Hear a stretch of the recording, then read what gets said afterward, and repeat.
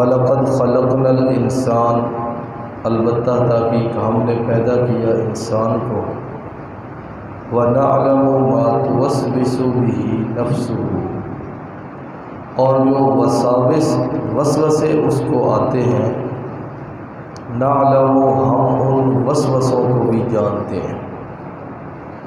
یہ اللہ رب العزت کے علم کامل کا ذکر ہو رہا ہے کہ اللہ رب العزت کا علم اپنی مخلوق کے بارے میں اتنا کامل اور مکمل ہے کہ وہ وساوس جو ہمارے دل میں تھوڑے سے وقت کے لیے آتے ہیں، اللہ رب العزت ان وساوس کو بھی جانتا ہے۔ وسوسہ اس خیال کو کہتے ہیں جو انسان کے دل میں آتا ہے اور اس پر اس وقت تک مؤاخذہ اور پکڑ نہیں ہوتی جب تک انسان اس کے مطابق کوئی بات نہ کرے یا کوئی عمل نہ کرے، اس وقت تک اس پر پکڑ اور مؤاخذہ نہیں ہے۔ بعض اوقات انسان کے ذہن میں ایسی باتوں کا تصور اور خیال آتا ہے کہ اگر آدمی ان کا زبان سے اظہار کرے تو شاید انسان کا ایمان بھی چلا جائے، لیکن چونکہ وہ محض خیالات تک ہی رہتے ہیں، ان کے مطابق جب تک بات نہ کی جائے یا عمل نہ کیا جائے اللہ رب العزت کی طرف سے پکڑ نہیں ہوتی۔ نبی علیہ السلام کے پاس آئے صحابہ، انہوں نے یہی بات کی، اللہ کے پیغمبر ایسی باتیں ایسے خیالات آتے ہیں کہ اگر ہم ان کا اقرار زبان سے ہم ان کو ظاہر کریں تو وہ تو کفر ہے، وہ بالکل، تو اس کے بارے میں کیا ہے؟ نبی علیہ السلام نے فرمایا یہ ایمان کی نشانی ہے، یہ ایمان کی نشانی ہے، ایسے خیالات اور وساوس کا آنا۔ کیسے ایمان کی نشانی؟ کہ یہ برے خیالات اور برے وساوس شیطان کی طرف سے ہوتے ہیں، اور شیطان اسی جگہ پہ حملہ کرتا ہے جہاں پر ایمان ہو۔ ڈاکو اور چور اسی جگہ پہ نقب لگانے کی کوشش کرے گا جہاں پر مال ہوگا۔ اسی طرح چونکہ یہ شیطان ایمان کا دشمن ہے تو ایسے خیالات اسی آدمی کے ذہن کے اندر ڈالے گا جس کے دل کے اندر کیا ہوگا؟ ایمان ہوگا۔ حضرت مولانا اشرف علی تھانوی رحمۃ اللہ علیہ کا ایک واقعہ میں نے پڑھا، بڑے عرصے کے بعد یاد آئی یہ بات۔ وہ فرماتے ہیں میں نماز پڑھ رہا تھا تو نماز کے دوران شیطان نے وسوسہ ڈالا کہ تیرا تو وضو نہیں ہے۔ حضرت تھانوی کہتے ہیں حالانکہ میں وضو مکمل کر کے میں نے نماز شروع کی تو اس نے وسوسہ ڈالا تیرا تو وضو نہیں ہے۔ ابھی یہ وسوسہ آیا، ساتھ ہی اس نے یہ وسوسہ ڈال دیا کہ بغیر وضو کے نماز پڑھے گا، سجدہ کرے گا، رکوع کرے گا، قیام کرے گا تو کافر ہو جائے گا۔ فرماتے ہیں ابھی یہ وسوسہ آیا نا تو میں نے اس کو اسی طرح ذہن کے اندر جواب دیا، میں نے کہا کافر ہو جاؤں گا لیکن تجھ سے بڑا کافر پھر بھی نہیں بنتا۔ فرماتے ہیں یہ میں نے اپنے ذہن کے اندر اس بات کا تصور کیا، وہ پہلا والا وسوسہ بالکل ختم ہو گیا۔ نیکی، عبادت، نماز، ذکر، تلاوت، انسان جب کسی نیکی کے کام کے اندر لگتا ہے نا تو شیطان چونکہ دشمن ہے انسان کا تو وہ اس کو کسی نہ کسی وسوسے کے اندر ڈال دیتا ہے تاکہ اس آدمی کا دل اور توجہ اس سے ہٹ جائے اور دنیا کے خیالات کی طرف لگ جائے، اور تاکہ اس کے دل کے اندر خشوع نہ آئے بلکہ اس کا دل اسی طرح غافل رہے۔ ہمارے ساتھ یہ معاملہ نماز میں ہوتا ہے، جب ہم نماز پڑھتے ہیں تو دنیا کے سارے کام، سارے خیالات، سارے حساب کتاب ہم نماز کے اندر کرتے ہیں۔ امام اعظم ابو حنیفہ رحمۃ اللہ علیہ کے پاس ایک آدمی آیا، اس نے کہا حضرت یہ ایک مسئلہ ہے، فرمایا پوچھو۔ اس نے کہا جی میرے اتنے پیسے تھے میں نے کسی جگہ پہ رکھے ہیں، اب رکھ کے بھول گیا ہوں، مجھے اب پتہ نہیں، یاد نہیں آ رہے۔ حضرت امام صاحب نے فرمایا بھی میرے پاس کوئی فقہی مسئلہ پوچھ، کوئی نماز کا، روزے کا، شریعت کا کوئی اور، وہ تو میں تجھے بتاؤں۔ اب تو نے پیسے رکھے، رقم رکھی، تجھے وہ بھول گئی تو اس کا میرے پاس تو کوئی حل نہیں ہے نا، اس کا کوئی میرے پاس تو کوئی جواب نہیں ہے۔ ہاں چلو تجھے میں ایک تجویز بتاتا ہوں، تو اس کو چھوڑ، تو نا آج رات کو 100 نفل تو نے پڑھنے ہیں۔ کتنے نفل؟ 100۔ اس نے کہا جی یہ کیا ہوا؟ انہوں نے کہا بس تو پڑھنا نفل۔ اس آدمی نے نیت کر لی، اس نے ابھی تک کوئی 4 یا 6 نفل پڑھے تھے، تو اس کو یاد آ گیا میں نے پیسے فلاں جگہ پہ رکھے ہوئے ہیں، رقم اپنی۔ اس نے وہ نماز اپنی مکمل کی، باقی نفل بھی نہیں پڑھے، وہ اس کو رقم اس نے وہاں سے اٹھا لی اپنی۔ صبح آیا، مایا حضرت جی بڑا نسخہ بتایا آپ نے۔ مایا کیا؟ کہتے میں نے تو صرف 6 نفل پڑھے، مجھے یاد آ گیا میری رقم کہاں پڑی ہے۔ امام صاحب حد سے مسکرایا، فرمایا مجھے پتہ تھا یہ شیطان تمہیں 100 پوری رکعتیں نہیں کرنے دے گا۔ تو اللہ رب العزت کا علم اتنا کامل اور مکمل ہے کہ انسان کے ذہن کے اندر آنے والے وہ وساوس اور خیالات اللہ رب العزت ان کو بھی جانتے ہیں۔ وَنَحْنُ أَقْرَبُ إِلَيْهِ مِنْ حَبْلِ الْوَرِيدِ، ہم انسان کی رگ حیات شاہ رگ سے بھی زیادہ قریب ہیں۔ شاہ رگ کا ذکر اس لیے کیا کہ یہ انسان کے جسم کے اندر ایک بنیادی عنصر ہے کہ اگر اس کو کاٹ دیا جائے تو انسان کی موت واقع ہو جاتی ہے۔ بلکہ ہر جاندار کے اندر اللہ رب العزت نے یہ رکھا ہے جس کو حبل الورید کہتے ہیں، جو دماغ اور دل کے درمیان خون کو چلانے والی جو شریان ہے، وہ اگر کٹ جائے تو انسان اس جاندار کی موت واقع ہو جاتی ہے۔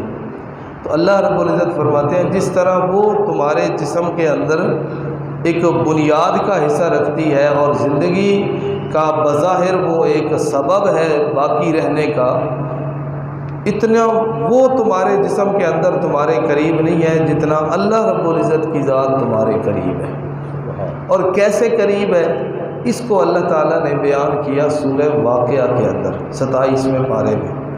اللہ فرماتے ہیں انسان پہ موت کا وقت آتا ہے، اس کے رشتہ دار، اس کے بہن بھائی، اس کے والدین، اس کے بیٹے، قریبی، ڈاکٹر، حکیم، عالم، مولوی، دانشور، سارے اس کے پاس موجود ہوتے ہیں۔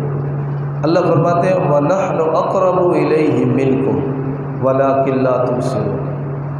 کسی نے اس کا ہاتھ پکڑا ہوا، کسی نے اس کے ماتھے پہ ہاتھ رکھا ہوا، کسی نے اس کے سینے پہ، لیکن وَنَحْنُ أَقْرَبُ إِلَيْهِ مِنْكُمْ، میں اللہ تم سے زیادہ قریب ہوتا ہوں اس وقت۔ سبحان۔ اور ہوتا تو اللہ قریب ہے نا، سبحان، کہ آکسیجن بھی لگی ہوئی ہے، ساری مشینیں بھی لگی ہوئی ہیں، کام بھی کر رہی ہیں، دوائیاں بھی چل رہی ہیں، لیکن اللہ تعالیٰ اس کے جسم سے روح کو پھر بھی نکال لیتے ہیں۔ کسی کا بس نہیں چلتا، کسی کا زور نہیں چلتا، کسی کی طاقت نہیں چلتی، اللہ رب العزت اپنا کام اور اپنا فیصلہ مکمل کر لیتے ہیں۔ یہ ہے اللہ رب العزت بندے کے ہر چیز سے بھی زیادہ قریب ہے۔ اذ یتلقی المتلقیان عن الیمین وعن الشمال قعید، جب لینے والے لکھنے والے لکھ لیتے ہیں، جو اس کے دائیں اور بائیں کندھوں کے اوپر بیٹھنے والے 2 فرشتے ہیں، انسان جو بولتا ہے وہ اس کو لکھ لیتے ہیں اور اس کو اپنے اس رجسٹر کے اندر درج کر لیتے ہیں۔ ما یلفظ من قول الا لدیہ رقیب عتید، انسان کی زبان سے جو بھی بات نکلتی ہے وہ فرشتے تیار بیٹھے ہوتے ہیں، اس کو اپنے اس رجسٹر کے اندر فوراً درج کر دیتے ہیں۔ اور یہی رجسٹر نیکیوں کا اور برائیوں کا، عن الیمین دائیں کندھے پر بیٹھنے والا فرشتہ نیکیاں لکھ رہا ہے، بائیں کندھے پہ بیٹھنے والا فرشتہ انسان کی برائیاں لکھ رہا ہے۔ اور 30ویں پارے میں اسی کے بارے میں کہا گیا ہے کرامن کاتبین یعلمون ما تفعلون، ان کو کرامن کاتبین کہا جاتا ہے فرشتوں کو۔ یہ اپنا رجسٹر تیار کر رہے ہیں یہاں تک کہ جب انسان کی موت آتی ہے یہ اس کا رجسٹر بند کر دیا جاتا ہے، پھر قیامت کے دن یہی رجسٹر بطور نتیجے کے، بطور اعمال نامے کے اس آدمی کے سامنے رکھ دیا جائے گا۔